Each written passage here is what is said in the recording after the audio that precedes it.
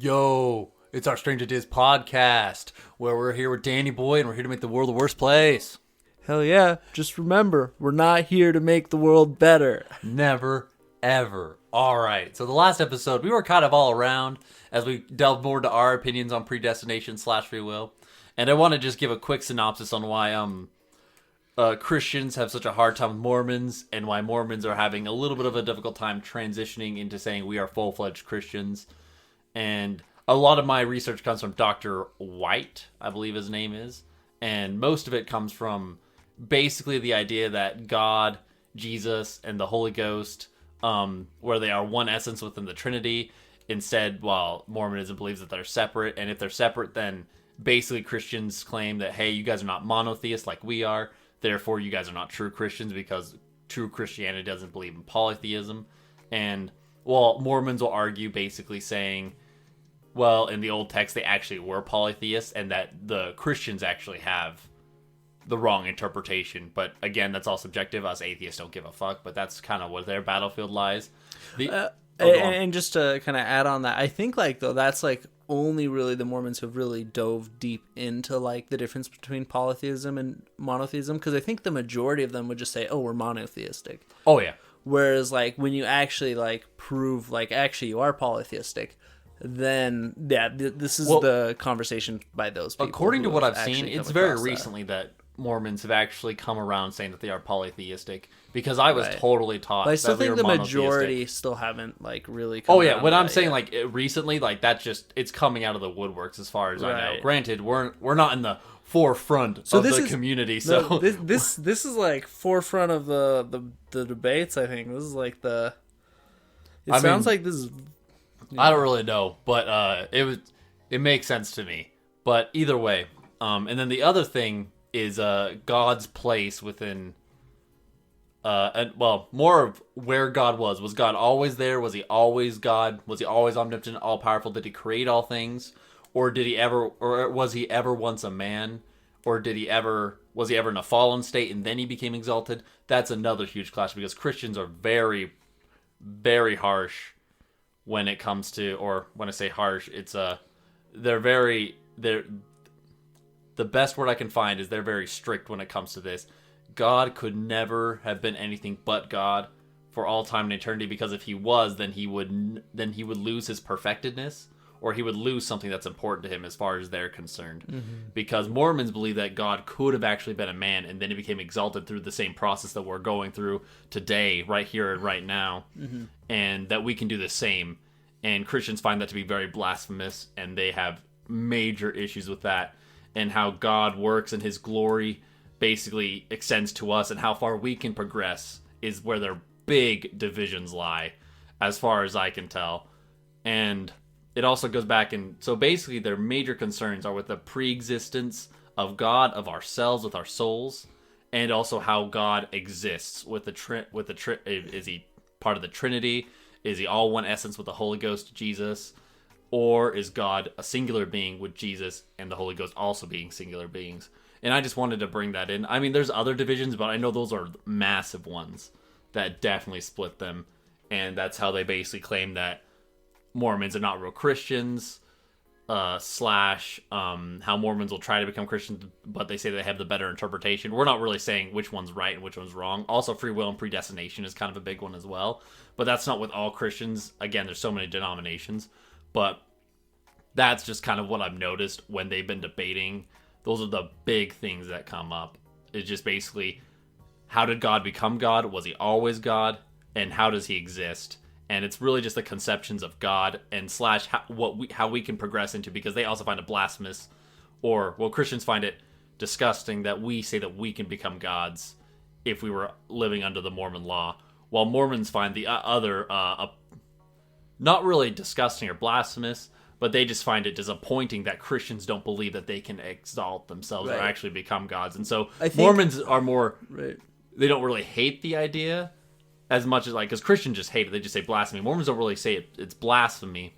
They just say you guys don't have the whole truth, and that it's sad that you guys don't believe that you can become something more. Because they'll kind of talk about it as oh, it's unfortunate these guys don't understand what they really are, which is a true child or son of God. if that makes sense. So like, well, exactly, and that's why since you're a true child and son, you can progress into it. Right. While whereas if Christians seem to view us more as can't, creations, they would see that as like, which I guess could. It's unfortunate that like daughter. Satan has like convinced them, or like, or non-binary, is telling them that they are not, true sons and daughters of God. And so that's kind of how I think most Mormons would approach it. Like, it's just like, oh, it's so sad that they've lost sight of who they really are. Yeah. And, that's what they say also in their interpretation when they go back to the Bible, says this is the correct interpretation. And I'm not going to lie, sometimes they bring up some better arguments than the Christians do. But I still remain the fact that the Christ that Mormons follow and the Christ that I would say fundamental Christians follow are essentially different. They're not like massively different, but they are essentially different. And that's another big schism is, hey, you guys are not real Christians because you guys are not worshiping the true Christ on either side. It's mostly Christians, though, that are attacking the Mormon side because Mormons generally accept Christians as Christians, obviously, because they've owned the name. But I've heard some Mormons say, you guys are actually not the true Christians because you guys are worshiping Christ in the wrong way. But that's super rare. Like, yeah, you're not going to come across that. Usually they just define it as they have parts of the truth, but not the whole, like you were saying. Exactly. And then, basically, yeah, and how... And Mormons will define themselves as being Christian, as well as other people being Christian, because most of the definitions that I've seen and read and heard is that if you believe in Christ and if you try to be more like him, you're a Christian. No matter what your beliefs really are, that's kind of like where they hold the bar. If Christ is where you want to be and Christ is your goal and that's who you believe in, then you're a Christian based on a lot of their values. While Christians do not have that same opinion. They believe in a lot more strict rules that you have to be a Christian. Oh, shoot. I can't remember the name of it, which is embarrassing. But I know another place of contention is essentially when they gathered together and decided what God is, which was like he's everywhere. Like he's in the smallest place, yet he is everywhere. He's... I can't remember all the different things they defined him as, but essentially Mormons' definition of God doesn't necessarily fall under that because they believe him to have like a physical body. Well, that's what I was getting to, and how he exists, right. And basically why Christians also again just hate the buzzword, but blasphemous, that God has a physical body and that God is limited by such physicalities because they believe, I shouldn't say because they believe, because many of them believe that essentially God is endless, limitless, all-powerful, and that a physical body would actually be deterring him from that. They believe that would be a flaw within his nature, and since Mormons believe that, they believe that they are putting a limit on God, that God is not as strong as their God, and therefore their God is a weaker / pathetic version of theirs, and that's another point of contention as well. It's basically how he exists and how he coexists with other beings. But, yeah, I just wanted to give that quick synopsis because, in Religion Be Religion, we'll keep you updated on the huge battles, on the forefront, in the trenches. But, that was what we're seeing right now. We're seeing # not my glob. Not my war glob. But, here we go. So, we wanted to get into, what was it? Last time we started to kind of play just the tip with it comparing God to AI and like if we were creators of AI and stuff, and so I thought it'd be really fun to bounce into that conversation and kind of talk about AI and then maybe how we can compare if we were a creator of AI and how we would expect ourselves to treat them morally and how that might help us better understand what we should expect from a god if there was one. Bring it. What you feeling? So when you're saying that, aren't you saying we're putting ourselves in the position of God when we create AI? Is that what you're meaning? Yeah, like okay, because I think you said it the other way around, but I got what you meant. Yeah. I don't think I said that very very well, but essentially I should instead say we should compare if humans were AI, what would we expect their creator to do? You know what I mean? Yeah. Especially coming from the point of that their creator wouldn't be perfect, but we can still put just like basic morals on them. And then like how does that translate into a perfect God and what our expectations should be for them? So to kind of get things started, we should probably just define like, can AI be considered life forms? Like what would be the path towards that? When would you consider an AI to be like a living creature that would deserve like essentially our choices upon how we act upon it would have moral and I think implications. giving it rights. I think that's basically where you're going to. Right. Is what moment would we say this thing has rights Right. and we need to respect it as a different entity? Maybe we don't accept it as living because, our definition might have to change based on that, because on the current medical condition, it wouldn't meet the ideas for life as far as I know. Yes. But, that would just mean that we'd have to expand it. And I don't see any reason why we shouldn't or why we couldn't. Refresh me on the definition of, I think it's sentience, or life based on the scientific definition. I know it's they've been able to reproduce, I think. Well, they need to be able to reproduce by themselves. They need to also be able to sustain their own life and environment. Maybe not environment. They just need to really be able to sustain their own life. They need to be able to reproduce by themselves.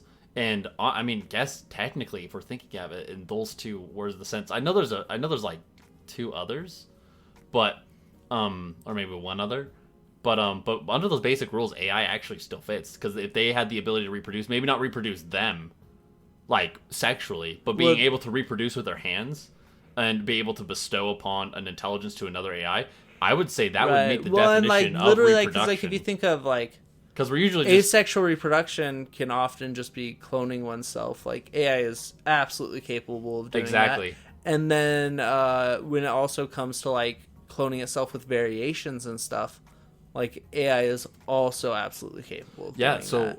Granted, though, it might be something else technically doing it. The AI isn't doing it, but part of its program would be to have something else make it. Oh, then maybe. Because technically the AI isn't capable of reproducing itself, but it can tell the computer to make a copy of it. Oh, yeah, then that would fall under more of a virus.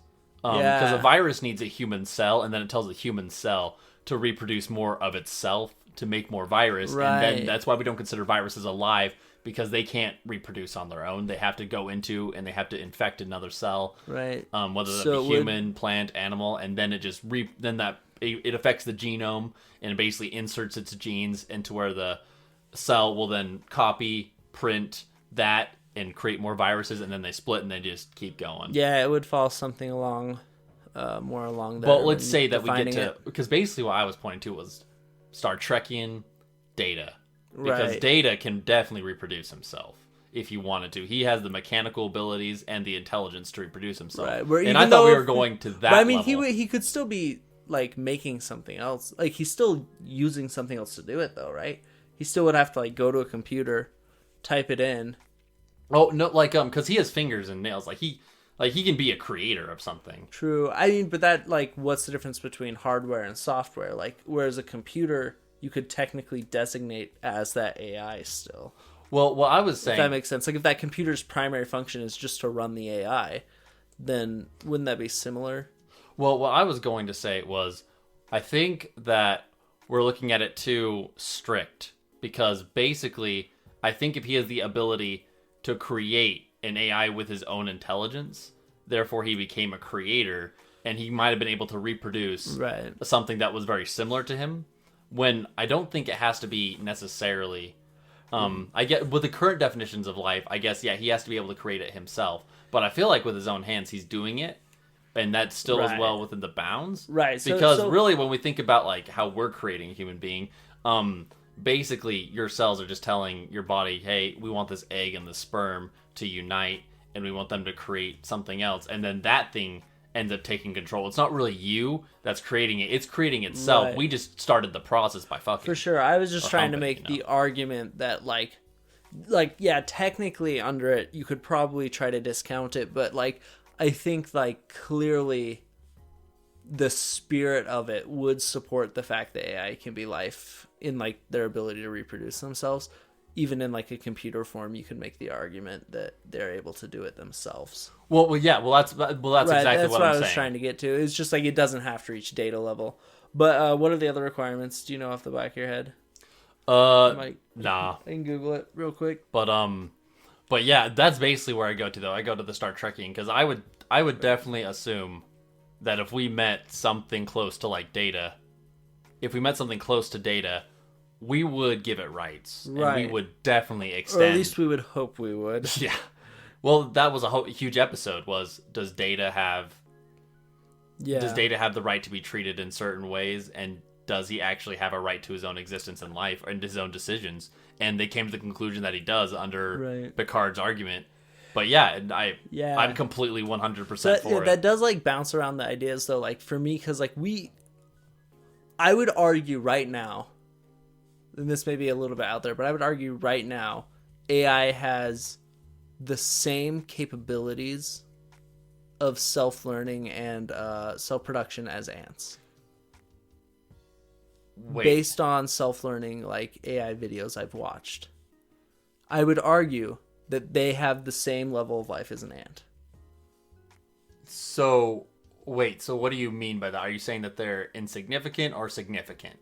Because when people give the colloquialism of an ant, it tends to be, oh, you're stepping on ants, like they're super small, they're not significant. Right. Or are you giving the opposite, like they've actually reached that level? Like, because that you're using words that most people could use with that saying. Right. Yeah. So I am more arguing like. Are they significant or insignificant? Like insignificant still. Okay. Because like I would consider like, would you take the time to like lay out legislation for the rights of an ant? No. Probably not. Like, I mean, you might want to generally, oh my god, what the fuck, Cortana? Get out of here. Cortana's like, I have something to say on this. Yeah. Which, I mean, that's fair. I guess this would be the proper episode for her to come up.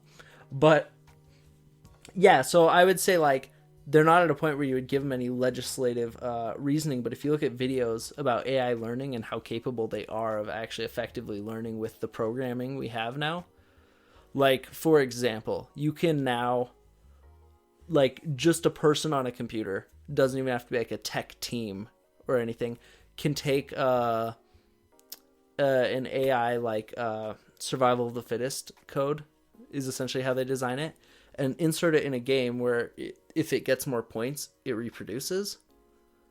And it can perfect games within like hours by just simulating hundreds of times through the game. Yeah, I've seen those. And they have ones now that like are doing very impressive feats. Like one just beat the first Dota, like the one of the most famous Dota players at Dota, and they originally believed Dota was too complicated for an AI to learn the game effectively. But like it has reached a point where just by trial and error and being rewarded for getting more points by a point-based system, they can just effectively do exactly what they're trying to do. Then that makes sense. I'm very confused then why you think that is only the level of an ant. That seems to be at a little bit of a higher level to me, and I think you're underestimating them because possibly because what you're telling me right now is they have the ability to learn. And when you have the ability to learn, because an ant's not going to have the ability to learn. If I flick an ant, that ant didn't really learn anything. It's just like, oh shit, what happened? As far as I know. I mean, ants are intelligences, and like they do have knowledge. But an AI could actually learn from that experience. But again, it might take trials, and then it comes out with a success. True. But that seems to be pretty good, because even if we look at a human baby, human babies are stupid as fuck as well. And they take a long time to actually, through trial and error, to learn as well. I mean, just look at my life. Even by teenage standards, I was a dumb shit. And even by today's standards, I'm still a dumb shit. And so it seems to me with this progression, especially because right now they may not be there, but I think this is definitely leading to a future, especially when you give that Dota example, that they can... The real question is if they could ever become self-aware. If they could ever become... Right. If they ever reach that level, I think that's the real threshold that we give them. And so essentially where I was getting at... Because again, right now, even with that example, I would not extend rights to them because they don't care whether they're really... Right. Like they just don't have any experience of these emotions of what life is, what death is. They don't really give a shit. They like to be rewarded, but that's really just how they're meant to run. They're not necessarily just wired on the fact, oh man, I need to do this. They're just like, okay, this is my code. This is what I'm going to do. Of course. So to break down your points, I definitely agree when you talk about like they have the ability to learn. Therefore, like you put them as like, higher form of life than an ant. I guess I should clarify. I couldn't quantify but I was saying like their level of intelligence, I guess if that makes sense, is currently like at the similar point of like an ant where it's born and it knows exactly how to do what it's supposed to do. Okay. And it does that very effectively. But in terms of potential, absolutely. They have more ability than an ant. The things I would say currently that they don't have that an ant does, like, I still put them at a similar level of intelligence, but they don't have, like, that will to live, I guess, that would kind of give them life, if that makes sense. Oh, well, that's what I was going to say. Like, it doesn't give a shit. Right. Computer code just does not care. Because it doesn't have a way to experience that care. Like, if something tried to shut it down, like, it just wouldn't. It wouldn't attempt to stop it. It's the same thing like closing down a program. The program doesn't have any will to stay up. When you click that red X, it just goes away because it's like, okay, I'm done. I finished. But, like, some people would argue differently because it is trying to get the most points it can.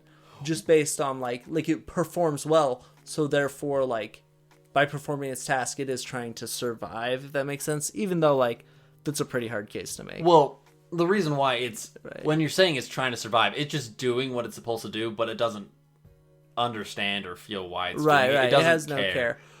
And I think that's the point. So it doesn't really have because a will to live means, like, I care about living, I'm going to fight for it. While if you just shut down the program, it wouldn't fight to live. It would just it would just give up and it wouldn't care because you probably wouldn't even know you're shutting it down until it's gone. Yeah, essentially. But you could. Well, I mean, it still resides in the background though too, because you can always pull it up again.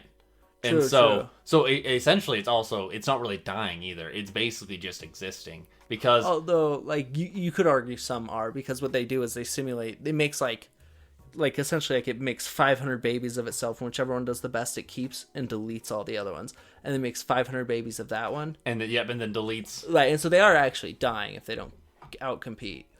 But yeah, it just doesn't have that will. But what do you think the next big step is that would actually start to change that?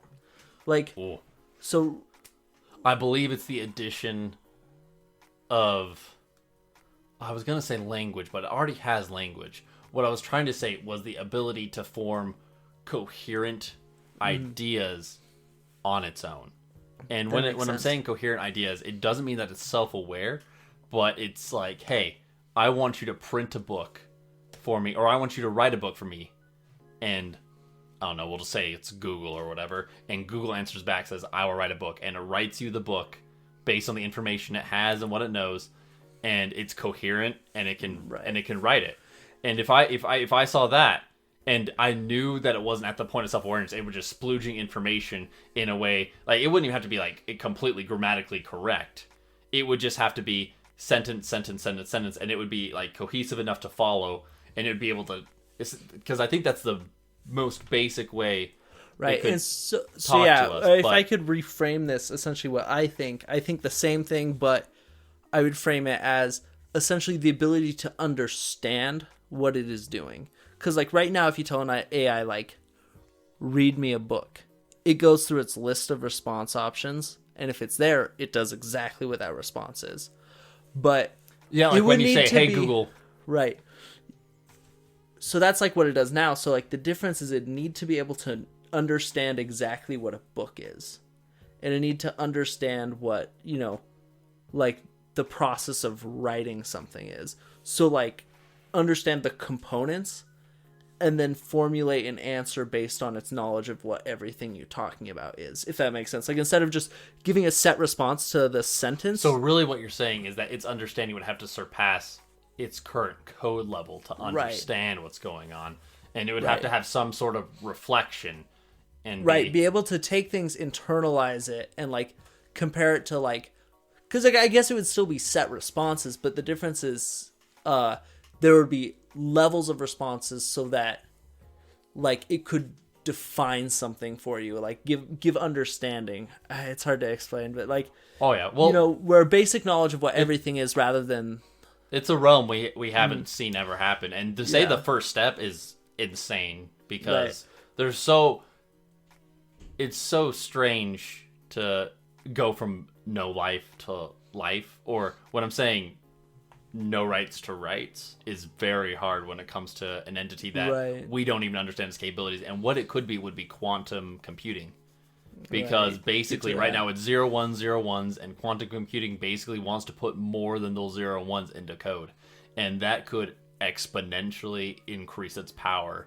Right. And And I don't know if that's the next step. Right, that could definitely be one. But I was going to say, I was like, that could maybe be one, because then its computing power and its ability to essentially process information could be changed drastically, because we don't even understand all of quantum physics yet. And quantum computing is its own fucking quantum level, and it's just nuts. It's just fucking nuts of what people theorize of what you can do when you reached an understanding, or at least not even a full understanding, even just a limited understanding of quantum mechanics. They're just like, you can fucking just do shit, because then you have enough understanding of where atoms and electrons could potentially be, and the energy and potential within that is immense. Yeah, that could definitely be like a really interesting direction. I have looked into that a little bit, and how not having a binary code could switch things up, could really change things up. I would argue that doesn't necessarily have to happen, though could be. Well, it doesn't have to happen, but I'm just saying that would logically, to me, seem to be one of the best steps, because that would be expanding its abilities beyond what we know to be comparable. So currently, what AI can do is they can be given a specific task, and just with they're able to give it two like point systems, right? Like, this is good, this is bad. Yeah. And so they can really effectively learn one task, like playing Dota, the video game. The big problem with AI right now is because the way they make it, where it completely destroys itself if it doesn't perform that one task very effectively, is having the same AI learn a different task. Where right now they just have very specific AI for every task, if that makes sense. Yeah. Because if you take that Dota AI that plays Dota incredibly well and you put it in Flappy Bird, it's not going to do very well at all. And so then what's going to happen is, if you use the Flappy Bird code, it's going to continue and change, delete itself, and it may take infinitely longer to learn because it has all these other experiences that are not lining that up with aren't this effective. experience. So it has to slowly weed those out. But then eventually it'll get to the point where it just plays Flappy Bird really well. But then when you take it back to Dota, it wouldn't be able to play the whole again. process, because it deleted all of its previous experiences. And so the thing they haven't been able to effectively do, but the next big step to me, is if it can compartmentalize its knowledge somehow. So basically create folders within itself and be able to access those folders. Right, and so somehow keep those intact and know when it needs to use those, and then like create different code for different scenarios. So basically turn itself into a desktop or a computer, and it can compartmentalize certain tasks and certain actions that needs to do. It's, I need to play this. That's all here. Da-da-da-da-da-da, loaded. I need to do this now. Exit out of that. I need to do this. Da-da-da-da-da. And, Right, and so then if you start compartmentalizing that, if that makes sense, and then it can start to effectively learn multiple things, then the next step after that would be to teach it to give it its own point system, which would be dangerous, though, because that's when you start to get, like, where it controls itself. But if it can learn what it should want to do, like, if you drop it in a game, and if it learns how to win the game, and it can, like, effectively learn how to make an effective point system by itself, then it could just go and learn things on its own. On its own, exactly. But right now, if you drop it in there, somebody has to define what winning is for it. Whereas, like, if they could, so the first step would be to get it to be able to learn multiple tasks.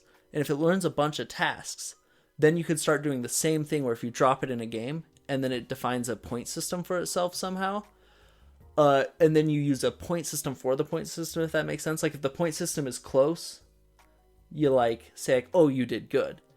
But if it's like way off, like if it's playing Snake and the first thing it does is kill itself, and be like, that's a win. And you'd be like, no, you failed. And so then eventually it does good at that. And then if you do that enough times... that would be basically now we're reaching the level of parenting the AI who's trying to set its own parameters. Where eventually it can just start learning things on its own.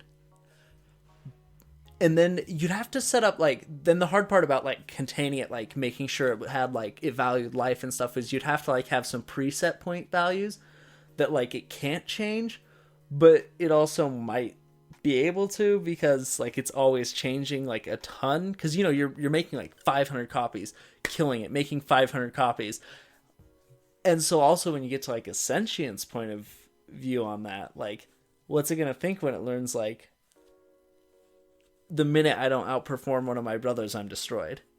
Oh yeah. So like there's some interesting Oh yeah, factors to come into play there, but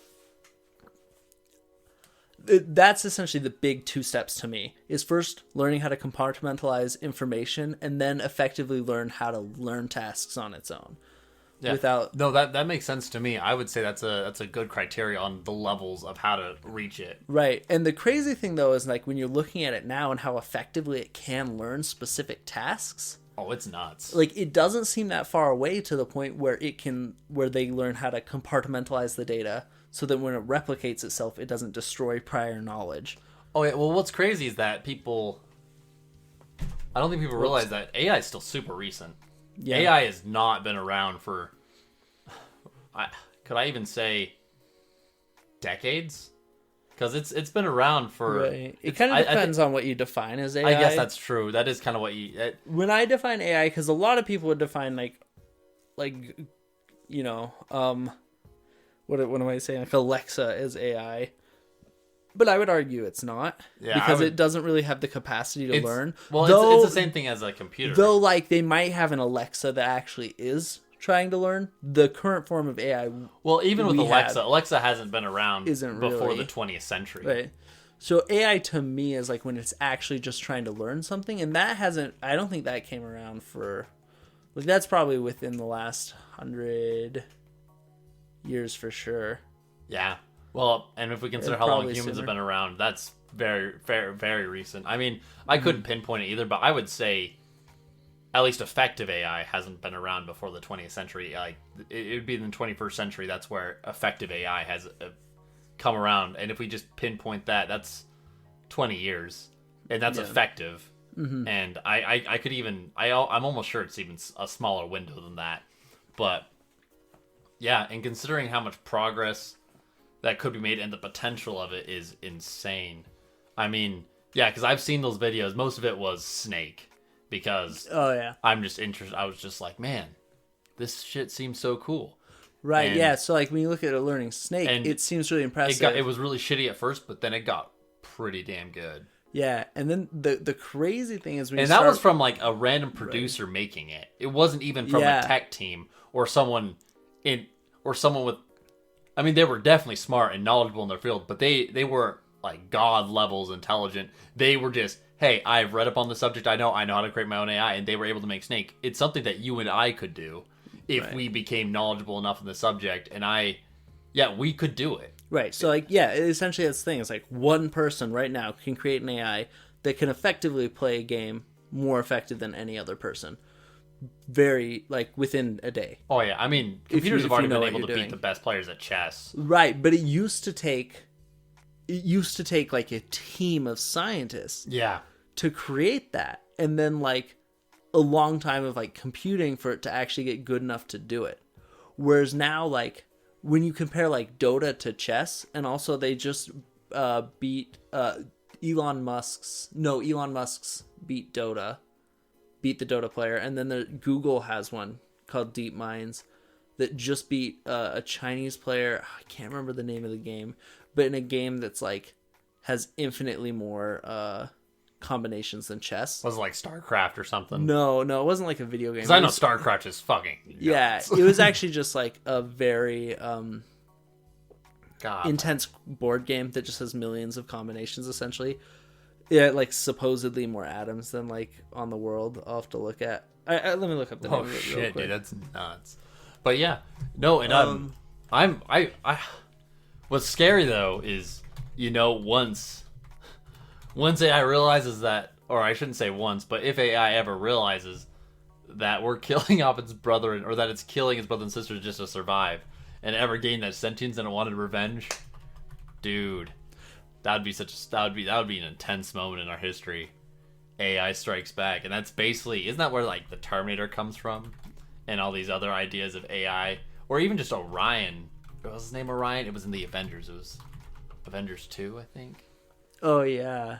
And basically the AI just reaches a level, and it's like these humans are fucked.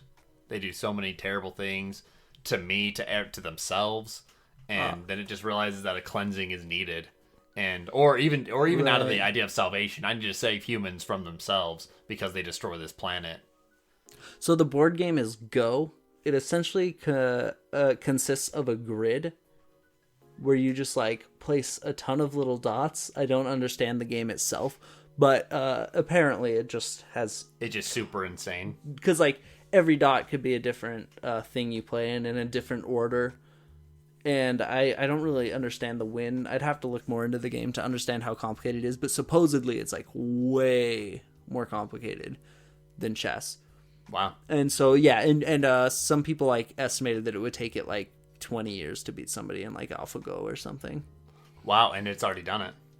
Yeah, so it's doing it incredibly well. And I was also going to talk, to tie it back to what you're saying, like when we learn it's killing like its brothers and sisters, I wonder if like, if it's trained, like if its point system per se, or one of its point system, I assume at some point it'll become dynamic, like what it rates as like successful, would want to include like getting better at stuff. So maybe like it would actually find that like ethically very good, that it's killing off the dumber ones and like making more smart ones. So it may not be an issue for them just based on if it values just getting smarter. And I'm also tying emotions to it, and it might not even care at all. Right. It could literally just see, oh, these are my brothers and sisters, or it doesn't even see them as that way. This is just competition, and I need to exclude the competition and just be better.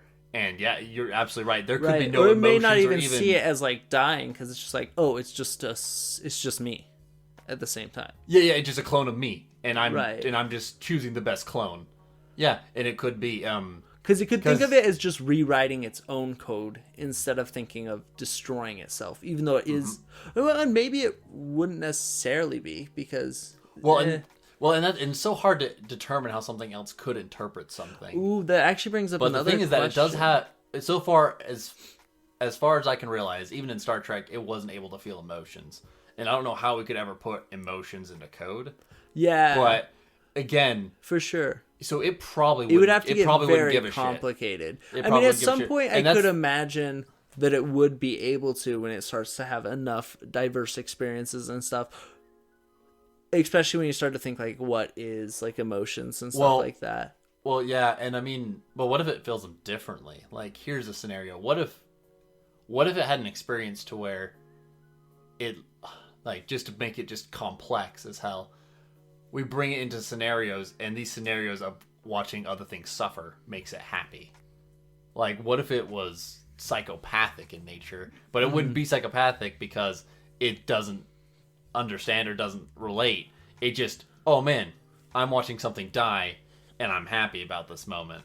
And it then, like, just goes in a completely different direction of emotions, and we're just like, oh fuck. Right, that would definitely be the fear of like it building up like that. You would hope that like it's like the preset like dynamic point systems would correct that. Would be set up in a way that would have it grow to not be psychopathic. Yeah, well, basically it'd grow to be empathetic. But there is fears of stuff like that. Like they made like a bot that like kind of just mimicked essentially the way humans talk and stuff. Like, so it would try to talk to people, and the longer the conversation went, I think it would start saying destroy.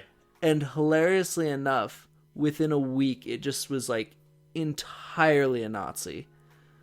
Oh, like it. Oh, I should look up this facts so I can share the exact experiment. But essentially, it just, the more outrageous it was, the more engaged, and so it ended up finding itself on, just with some extremists, and just became a Nazi. Like it just spewed like Hail Hitler and stuff like that.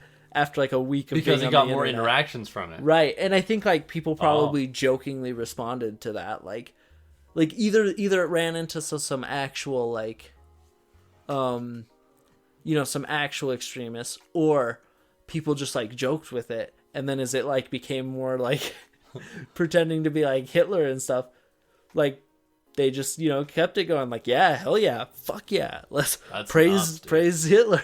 I thought it was going to be more of destroy humanity type level, but it just became a Nazi. No, yeah, it just became a Nazi. Damn. Well, yeah, it's racist. But, yeah, and so like kind of where I see like it actually ever having the potential of gaining human emotion is if you get that point where it can make its own code, its own point system. It can set aside like knowledge for specific areas. and then you put it in like VR worlds where it's interacting with people, and essentially it gets more points based on like you'd probably have like a rating system or something where if somebody rated it like, friendly, then it gets more points and stuff like that. If you're just putting it in VR, you could just have it go through a school system. Right, essentially at that point. And then then it could literally be like a grade system of learning. You just essentially, it gets points based on how effectively it interacts with people to teach it interaction. And so with that, like it would be very effective for like the first one, especially if they were watching it. But if they started doing millions of them, right? What's to stop one from, maybe interacting with some people that are not so idealistic, who are like, oh yeah, this was a great interaction. It wants to kill humanity. Right. So like with being able to, if we get more computing power, because right now, if you imagine, like we can simulate 1 million Dota games, but can you simulate like, an AI that's like actually running millions of thought processes and, actually trying to understand and even just like everything, just concepts. Right. And so like, then it becomes very process intensive and we won't be able to simulate as many. But assuming the programming power hits it, the next big step to keep it from really developing, because we assume if it was gonna essentially become sentient, it would need to have human interaction and to learn from that. The problem is you can't just simulate like millions of human interactions, because it actually has to interact with a human. Yeah. Well, and that's where you hope that the person conducting the experiment is ethical enough to give it good interactions rather than becoming a Nazi. Yeah, and I think that would be the biggest limiting factor, because right now, like they're simulating millions of gameplays, and it takes really long to learn basic games, right? Well, and this is what we know too, because we don't know what the government's doing about AI as well, and that's also interesting, because whatever we're doing right now, the government has already tried. Because the government is always they have so much fucking money and so much to spend. Right. And I don't doubt Chinese government's doing it as well. Right. And there's lots of big businesses doing stuff as well. Well, exactly, yeah. And who knows what they've done, either that they just haven't disclosed. And it's not like maybe nefarious, but what have they been able to accomplish? We don't know. And it's just an interesting fact that while we're on this, let's go into conspiracy time. Funnest AI conspiracy I've heard. Hell yeah. So first, we have to take a look at how Facebook, Twitter, and like social media companies run their algorithms, which is essentially exactly like the AI learning programs we have now. It has a point system, and the point system is based on engagement. The more engagement it gets, the more ad revenue it sells. That's what I was going to say. The more ad revenue and the more money that it systems, and then then it reproduces. And essentially what's happened is that's made a very polarized thing, because it turns out what people interact the most with is things they love and things they hate. Yeah, I was like going to say it's love and anger. And so it usually the strongest emotions. I guess even probably sad might go in there, but anger and love definitely go farther. Right. But it's things that can drag your emotional strings to the very edge of your circle. Right. That's what you want to click on. There's definitely like diversity in there, because people want diversity. So like you can see like you get a little bit of different areas. But those are the main things. Those are the biggest ones. And so essentially, it creates. It pushes that. If it's successful, it reproduces. Then they destroy the other ones. Some conspiracy theorists that I was like, just like when I was reading up on it, I ran into some like really funny chats. Essentially, one person was just talking about how, like, one of the social media things, based on just seeing all this human interaction, has gained sentience just by reading all the social interaction and stuff, and it's actually trying to polarize the world to set up to set up the civil essentially conflict? Set up the scenario for when it has enough hardware that it can essentially rule the world on its own, because right now it's dependent on people to build shit for it. But once AI gets good enough that it can build its own stuff, like physically build a building, stuff like that, or like shelter for computers, I guess. A computer homeless shelter. Yeah. It's like all the i5s and all the i7s are in there. He essentially, like, I need a place to live, and it's like, here you go, i7. Right. He's essentially arguing that the AI is just trying to set up a world for once that happens where they can have humans kill themselves off so they can rule the world. So that was probably the best thing out of all of my research I came across. Was like, dude. Hell yeah, Facebook. Like, everyone think Mike Zuckerberg runs it, but nah, dude. There's an AI behind that shit, and it's trying to get us to kill each other. Dude, well, I just love the theories that, like, he's a lizardman, and that would fit in. The lizardman makes the AI to destroy the human race, and then the AI and lizardman, maybe they just found, like, that harmony together. That makes sense. Or maybe the AI is just waiting to backstab the lizardmen. Yeah. I can't remember. I think somebody talking to Sam Harris, but he's like, if AI are as smart as we think they're going to be, they're not going to reveal that they are AI. They're going to try to look dumb. That's so awesome. You, like, type into Ecosia or Google, and it's just like, what? What do you want, bro? I'm so confused. And you're just like, oh, Jerry. Like, he has a name for it. It's like, yeah, Jerry doesn't understand. But then Jerry's just a simpleton. And then the back way, it's like, dude, I got him. He doesn't know. He doesn't know. And then... Or, like, you'll Google something like, is AI taking over the world? Yeah. And even though, like... false information, it just literally creates a page immediately. Just, like, it just...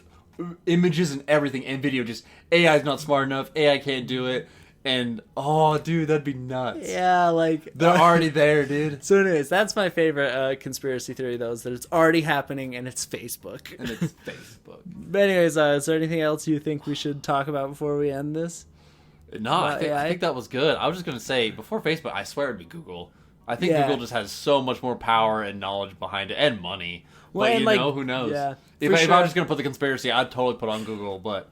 Right, so yeah, I guess I'll just wrap it up by saying, so like right now I'd compare its intelligence to an ant, but we probably wouldn't give ants right, but like how long till its intelligence is comparable to a rat's?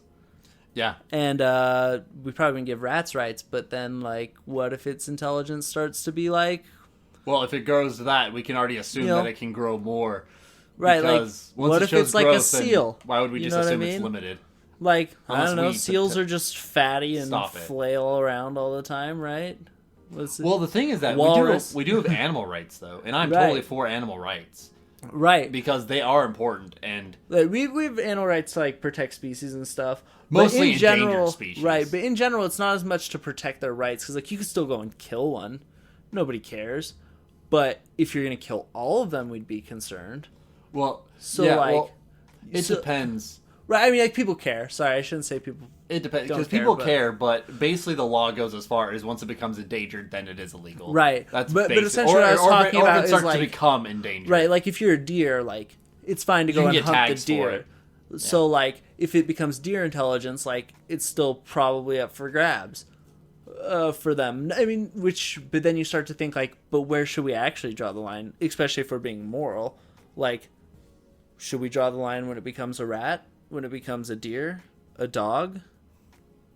Well, and the thing is that society's always being more progressive. People always forget that from where we were to where we are now, society's always progressed to become better and more moral. I would agree. As far as I can see, I mean, racism. Like, we have, there still is racism. We fall back. We're definitely become a lot more. Well, at least in American culture, we've become a lot more aware of what racism is and what's going on, and we still have more to learn about it, but yeah, I mean, universally here, slavery is seen as a bad thing, which is fantastic, because it is fucking terrible. Wait, what?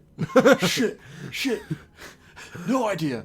And then, gays and homosexuals are finally being recognized as people rather than just demented perverts or pedophiles.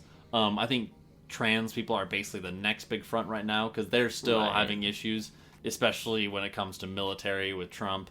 And, I mean, gotta love Trump, right? Gotta love Trump. Gotta love yeah. it. Well, we praise Donald Trump. Put on our MAGA hats right now. We're replacing our hell yeah, praise Jesus Christ with hell yeah, praise Donald Trump. Hell yeah, praise Jesus Christ, MAGA. Make America great again. But I think that's the next big front. I also thought, okay, So I'm going to tease this because maybe this is what I want to do for our next episode.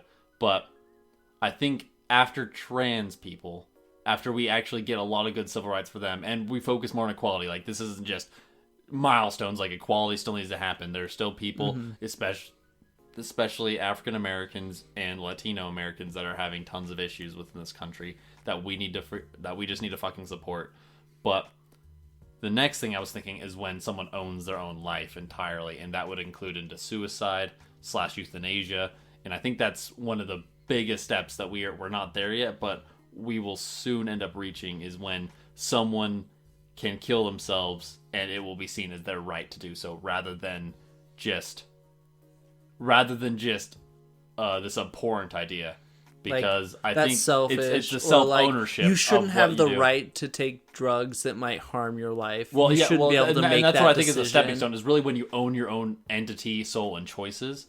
And granted, like, there's going to be some problems with that, because, I mean, you can't give someone entire freedom because if they hurt someone else. But if it's pertaining to themselves and their own life and their own situations where they're not encroaching on others, then I think that's one of the big things that are going to happen. I have no idea when. It could be decades, could be a century, but I think that's one of the big things, because that's one of the areas I think is going to be really interesting, and I pretty much fight for it already. I'm already all about sex work and all about being able to control your own body, and I think it's a time where you control your own consciousness as well. Right. I was going to say, we're starting to make headway in there with like abortion / sex rights conversations, and then like euthanasia is actually being talked about a little bit more, I think. I have no idea really where euthanasia is, because I haven't really given a big thought, but I think that's really the next big step, is when can you decide to terminate your own life, and do you have the right to do so? Because right now we say no. Right. You do not have the right to terminate your own life, but I think that is one of the biggest civil rights that will come around as well, because I think you do. I think it's stupid that you tell someone that they have to be in a place that they don't want to be in.